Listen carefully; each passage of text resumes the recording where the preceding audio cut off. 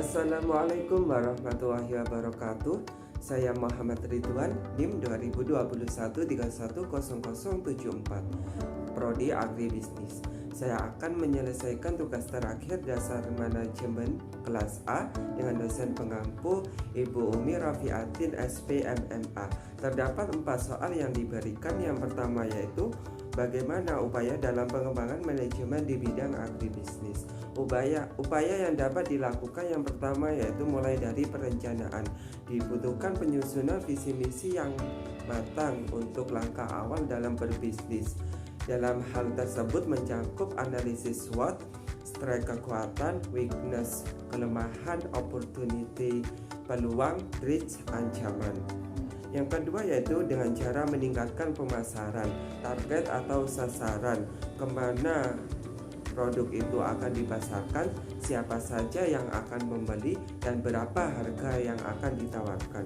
Yang ketiga yaitu rencana produksi, memproduksi barang atau jasa yang mempunyai nilai guna yang tinggi untuk diperlukan di pasar. Yang keempat yaitu menekankan sumber daya dengan cara menggabungkan beberapa kegiatan dengan satu tanggung jawab. Yang kelima yaitu memelihara dan menjaga kelestarian lingkungan untuk keberlanjutan dengan pembangunan pertanian. Soal yang kedua yaitu bagaimana implementasi hubungan prestasi kerja, kemampuan, lingkungan, dan motivasi pada bidang agribisnis, minimal 2. Yang pertama yaitu kemampuan petani menganalisis sesuatu hal tentang situasi yang memerlukan motivasi agar mereka dapat percaya diri. Selain itu dapat memahami di lapangan, di mana petani yang memiliki pendapatan lebih tinggi akan mempunyai kesempatan lebih untuk memilih tanaman seperti bibit yang unggul. Kemudian mereka juga dapat mempunyai biaya yang cukup untuk kebutuhan pupuk maupun pestisida daripada petani yang memiliki pendapatan lebih rendah. Selain itu, mereka juga tidak terlepas dari lingkungan sekitar, di mana setiap individu berinteraksi dan berpengaruh dalam peranan penentuan kebudayaan dalam pertanian. Yang kedua yaitu petani padi, yaitu orang yang mengusahakan padi di sawah.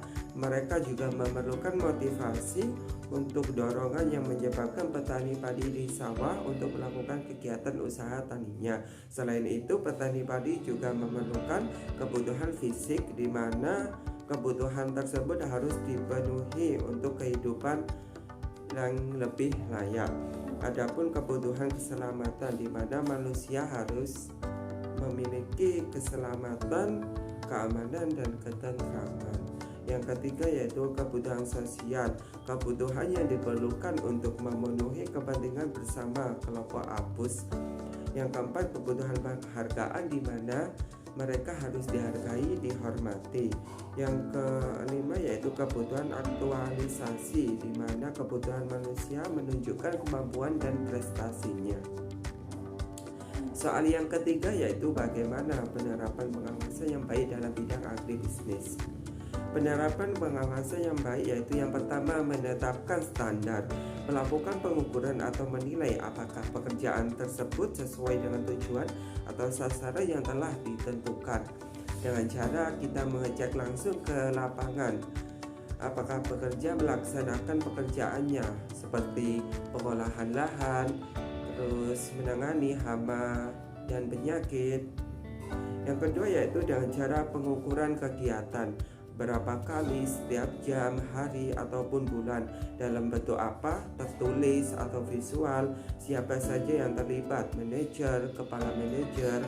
Yang ketiga membandingkan kegiatan dengan standar untuk mengetahui ada tidaknya penyimpangan ataupun masalah yang terjadi dan apa penyebab terjadinya penyimpangan tersebut.